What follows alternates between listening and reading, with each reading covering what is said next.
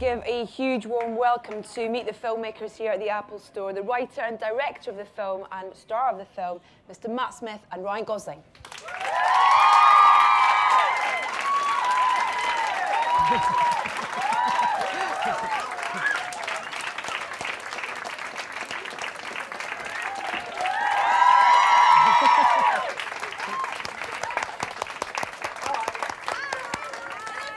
Please sit. Welcome, gents. Thank you. Hi. Congratulations, first of all. Your first film, directing and writing. Yeah. I guess, if you don't mind, we start, Matt, with Ryan and find out about the seed of this film. Where did the seed for this idea come from, for this story, first of all? I thought we'd have hand mics. Yeah, you can pretend if you want. It makes it hard to kind of drop the mic. The seed of it came from, I had an opportunity to work in Detroit, and you know, I'm from Canada. Let's just get that out of the way right away.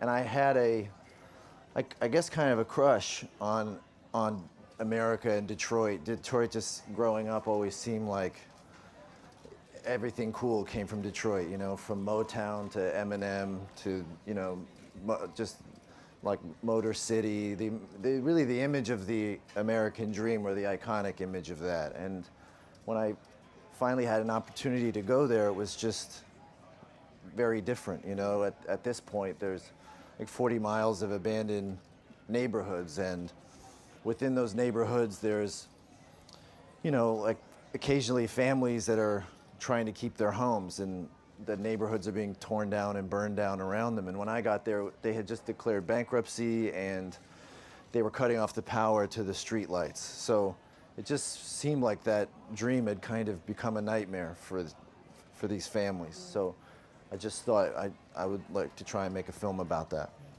And was it always your idea that you'd write it and direct it? Yeah, well, you know, it didn't happen like I'm gonna direct. You know, it just, I had this experience there. You know, they were tearing down all these like historic buildings, and I thought, if I don't start right now, it's gonna be gone. So yeah. I got a Red camera, and I just, over the course of a year, sort of went there and just, when I had time, started filming. And it was, suddenly I was making the movie, and then, you know, and then I wrote the script, and I had footage that I could use in the film, and then, you know, I was lucky enough to get like my favorite actors on board, and then we got some money, and then we were making it. So it happened in a sort of a pretty natural way. And then you're here talking about it. Now we're here at the Apple Store talking about it. Matt, can I ask you, what was your reaction when you first read the script? Is that I want to do it.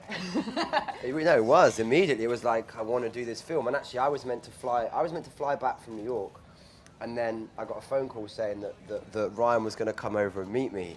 And I remember waiting in the in like the waiting room in New York for the meeting, and Ryan walked in and was like, "Hey, Matt." I was like, "Shit, Ryan knows my name." And then we had the best audition that I've ever had, and we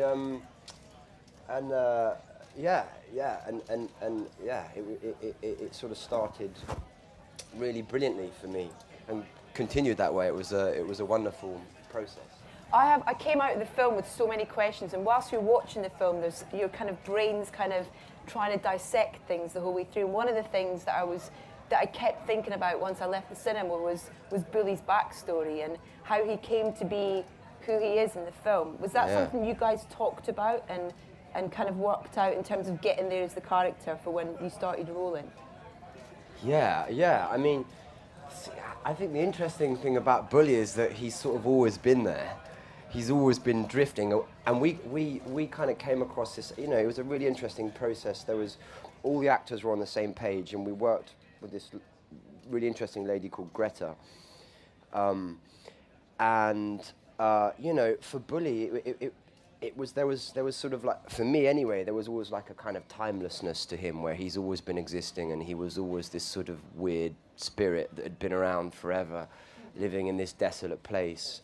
And yeah, you know, it's. I thought a lot about that, and actually, this whole process for me as an actor was the most sort of unique and rarefied that I've ever had on a film set, because there was a real process before it where we worked with Ryan and Greta and all the other actors. And then once we got onto set, there was a real sort of language between us. It was just fun. It was good fun. Well, we got a clip right here that I'd kind of like to show you. Talk about kind of being on set, and this is a kind of really nice example of the derelict, but also the beauty that surrounds kind of where you shot.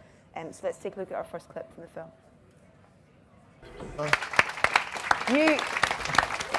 You're terrifying. Oh, thank you, Edith. You say all the right things. No, everybody on set was scared of Matt. Yeah, I it's a was scare too, off I didn't between know. him and Ben Mendelsohn, though. But also, as like a first-time director, you know, it's like working with Matt. It's sort of like never shooting a gun and someone handing you a machine gun. You know, it was just like you came to set locked and loaded, and it was so intense, and it was really amazing. Well, I want to ask what that experience was like for you, because obviously you're coming to this with an amazing kind of back catalogue experience as an actor, and then you're directing actors. So did that experience help, and how did you feel kind of being the boss and kind of, you know, telling these guys what you wanted and what you expected? And Well, you know, I kind of felt like, what's George Clooney's character in Ocean's 11? Or whatever, Ocean. You know, you get to like pick like people who are the best at what they do. You know, you get to everyone's like the best in their field. You know, it felt like that. It just felt like they were all people that I had either worked with and just loved or admired. You know, Matt was somebody that one day I was watching TV and Doctor Who came on, and he was doing this scene. It's amazing. And he was doing this scene where he was like yelling at these alien spaceships with a microphone, and he was just doing it like a boss, you know? It's just like crushing it. And I remember thinking, like, as an actor, that I know that is a really, really hard scene to do, because I'm pretty sure those spaceships weren't there on the day. But he was so convincing and so good, and he's so unique. You know, there's nobody like Matt. You know, he just feels like those actors in the '70s to me. You know, they're just like they're their own thing. And I thought, like, I have to work with this guy. You know, so when he did the film, it wasn't like I was directing him, really. It was more like he was there because I wanted to see what he was going to bring and what he wanted to do. And I feel like generally that's how it kind of worked. You know, Yeah. It's just trying to create a space for them to do their thing. I wanted to talk to you after we see this next clip about kind of collaboration and improvisation as well on set. And this is a great little scene between yourself and Saoirse. Yeah, wow. Billy and Rat. See, well, you know, now we're talking, Saoirse. Let's take a Michael look. Jordan. Michael Jordan. I love the way you stay on her in that scene as well. And you kind of, but it's because the character, he's just always there. That's kind of Yeah. what you almost feel. You kind of don't know where he's hiding something. That was one of my favorite scenes to shoot. It was such a crazy night, and really kind of one of those scenes where it felt like that's what we were trying to do, you know? Yeah. Where we wanted to find a way to incorporate people from the neighborhood, and it was a really hard thing to do, you know, which the actors did so beautifully, and Matt did, I think, like it's kind of my favorite scene in the movie, where we were shooting at a gas station, and it was the only gas station for blocks, and I think they were selling something else at the gas station that I don't know what it was, but it was something else, you know, Sweets. other than gas, and people really wanted it. And we were shooting, and they didn't care, you know, they just wanted it. And at a certain point, it got really tense because they were gonna. It felt like something was gonna go sideways. So we just said, okay, just like let them in, you know. Yeah. And into the scene, and then they started coming into the scene, and the actors would sort of bring them out of Detroit and into this kind of It's the woman fairy with tale world of real Lost person. River. Yeah. And there's a the guy woman- in the gas station, yeah. they're There's all a real woman people. that he dances with. It's this woman, Mama A. Mama A. And she just came off the street, and she's like, damn, you sexy. And he was like, and she was like, and they started like this crazy, they were dancing, and it was just insane. But you felt like you were watching like an actor work without a net. You know, there was something that was really kind of happening, and Matt just did such a beautiful job of bringing her into the world of the movie. Oh, that's amazing. Because And amazing as an actor as well, actually. And that was the wonderful thing about the process, you know, is that we were there and we do all the stuff like. Well, actually, I wouldn't. I had no makeup any day. I just get there, put my costume on, and go. That was it. Like, and I just get there, and then any idea that you'd have, like that, for instance, that scene, you know, we'd be filming, but the DP Benoit, who did such an amazing job as well, he's a real genius. There was a freedom and a sort of instinct to what people were doing, you know, and I think good directors is they trust the people around them and they invest in the people around them, and I think that's really the sort of spirit that we had on this film, is that you could take risks. Yeah.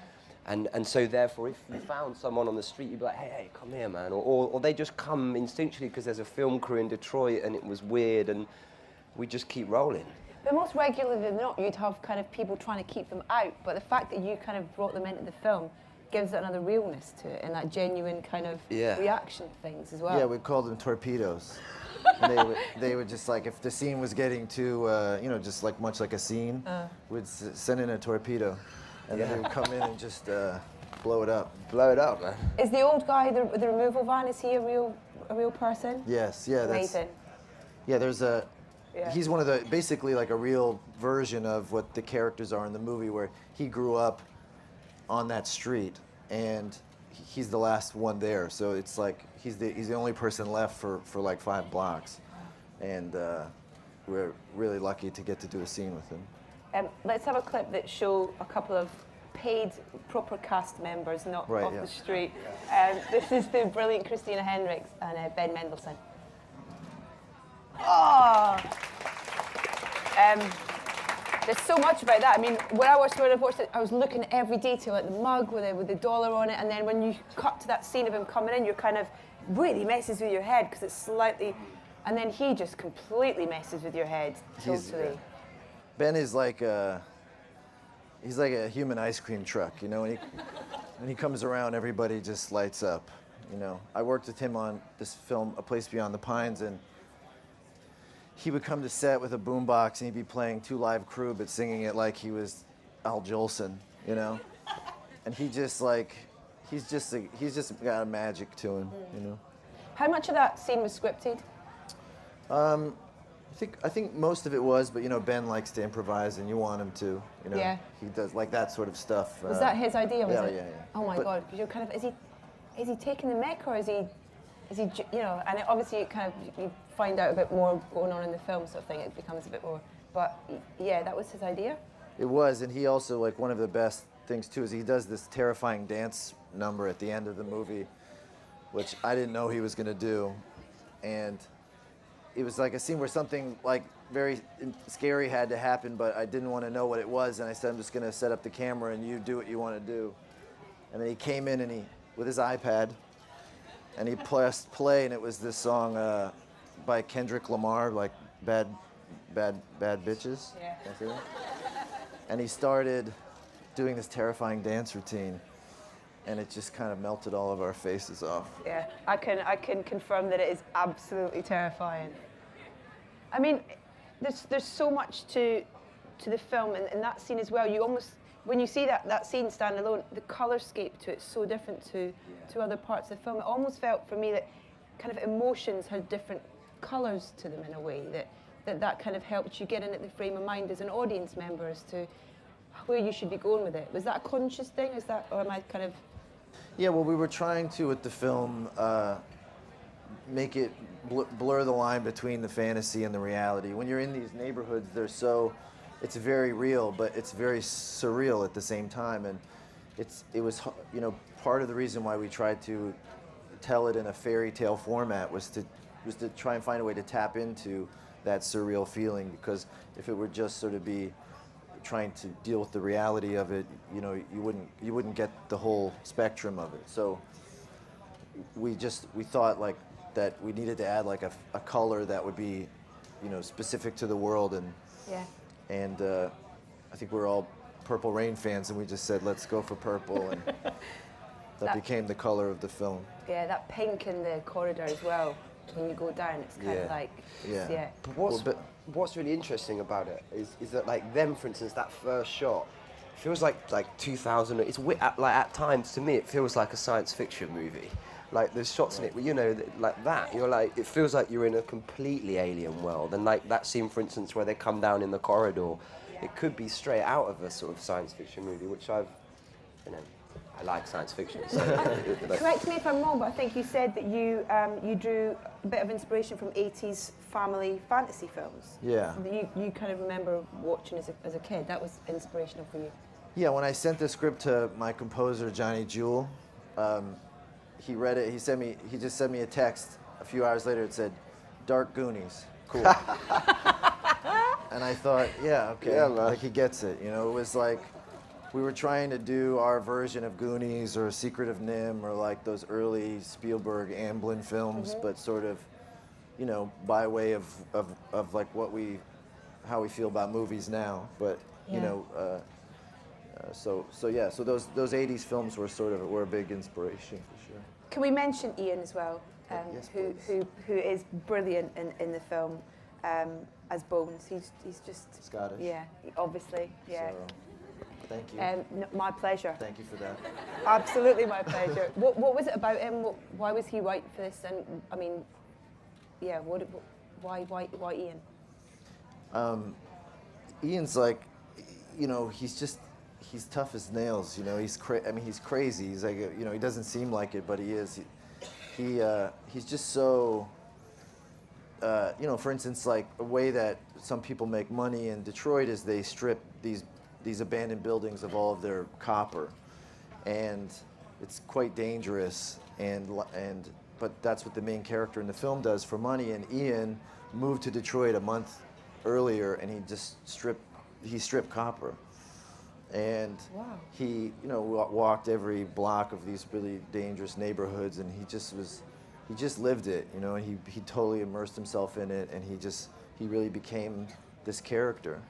So he brought a level of authenticity to it that I don't think a lot of people would have had the guts to do. Yeah, you know? you really believe him on all levels. Right, we've got time for a few questions from our audience. Just a few, I'm afraid. Okay, I'm going to start with the lady there with the flowery dress on. Is it flowery? Sorry, I don't have my glasses on. And you are a lady, sorry. Yeah. Thank you. As an actor myself, I'm inspired by both of your work, and I always have been. So I'm just wondering how you got to where you are in both of your careers at such a young age, and what advice you might have for someone trying to follow in your footsteps. Well, Matt. I'm not that young. Age slowly wearing me down. No, I was a sportsman, weirdly enough, and I was lucky. I had a really wonderful teacher called Mr. Hardingham who sort of encouraged me into this thing called the National Youth Theatre. How old are you, if you don't mind me asking? 21. So you should maybe like apply to it. It's a really good thing, and yeah, and you go in the summer and you do a course, and then you do a play, and then yeah. But I did it quite late on. I sort of fell into acting really, and here I am. But I think read as many plays as you can, as many films, go and see as many things as you can. Just try and immerse yourself in it, really. And also just, you know, the way that I found Ian for the film was there's a website called Cast It, where you don't have to have an agent to audition for things. And I thought it was really amazing. I mean, he does, he's a, you know, I found his audition on there anyway, but it's a really great tool, I think, if you're a filmmaker or if you're an actor, because, like, well, for me anyway, you know, I saw like hundreds of auditions because of it, and these were, you know, so I got to see my movie sort of hundreds of different ways, you know, and it's very intimate because you make it yourself, so you don't have to go through a casting director, you don't have to go through an agent. I just feel like now is a great time if you want to do it, because there's so many ways to sort of like, you know, be immediate to yeah. someone like Ryan, you know, Yeah. where you can go and he can see it. Sure. I'm going to go to the lady who's had her hand up for the last 3.5 minutes, so it's either going to fall off or we have to get the question from her. I'm afraid it's our last question, sorry.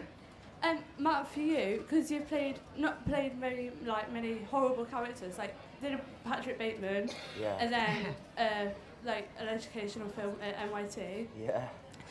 What was it like to go from playing the Doctor Yeah. when filming the 50th special to go and playing someone like Billy? Oh, it was Good amazing. question. Like, yeah, that's a very good question as well. Yeah, I mean, it was you know, the amazing thing about Bully is that I feel like I still don't really know him. Like, I sort of want to play him again. Do you know what I mean? But it was wonderful, really, because there was a sort of, there was a chaos and a madness. And I read a book called The Far Side of Madness when I got this part. And it was all about the Messiah complex, and it was all about, weirdly, there's loads in it about copper, which I never told you, yeah, which I found in Detroit at that amazing bookstore, which was next to... the best bookstore I've ever been to. And I bought 3 books. I bought The Far Side of Madness, The Biology of Violence and Psychosis. And because I had nothing to do on my days off, I read all these books. And it was, yeah, it was, I don't know, this was a very special process, and it was great. Brilliant. Loved it, and I got to wear that jacket. Did you get to keep it? Yeah? Yes! Wearing it to Glastonbury this year, Get it! baby. There we go, we're going to spot you a mile off. no. Amazing. Oh, I shouldn't have said Amazing. Yeah. Don't worry. Hey, listen, you've both got famous jackets, Yeah. so it's great. You know, Yeah, you've got Battle this of the one, you've got the Jackets. drive one, so it's it's fine. I wore it for Yeah. Halloween, I'm ashamed. Amazing. Is this the route you want to take now, the directing? Is this kind of the passion from this experience? Is that, you know, is the next project going to be a directing project again, or do you know yet? I don't know. I loved it, and you know, I feel like, you know, you don't really know how to make a movie until you make one, and so now I feel like I learned so much from doing it. I'm anxious to get back in and, you know, try and apply that. But it's also, you know, I always admired, you know, guys that were able to do both, and I feel like they help each other out. You know, I feel like doing it helped me understand sort of what my role as an actor was in a film, and I think it's nice. Have you worked with directors that have acted? Yeah. Or Yeah, it's well, nice when actually, just you, really. well, that's You've the directed problem. too, though. It's like Yeah. nice. It's nice if they take acting classes or something. You know, Yeah, if they it- know a little yeah. bit about what it's Yeah. like. So, I think they help one another. Yeah. Anyway, it's good job security, you know, because if they don't want to hire me anymore, I'll just hire myself. Yeah. Well, listen, congratulations on this. Lost River is out in cinemas on Friday and on demand and on iTunes. Matt and Ryan, thank you so much. Thank you. Thank you so very much. much. Thank you, Thank guys. you. Thank you, guys. Nice one, man. Thanks for coming.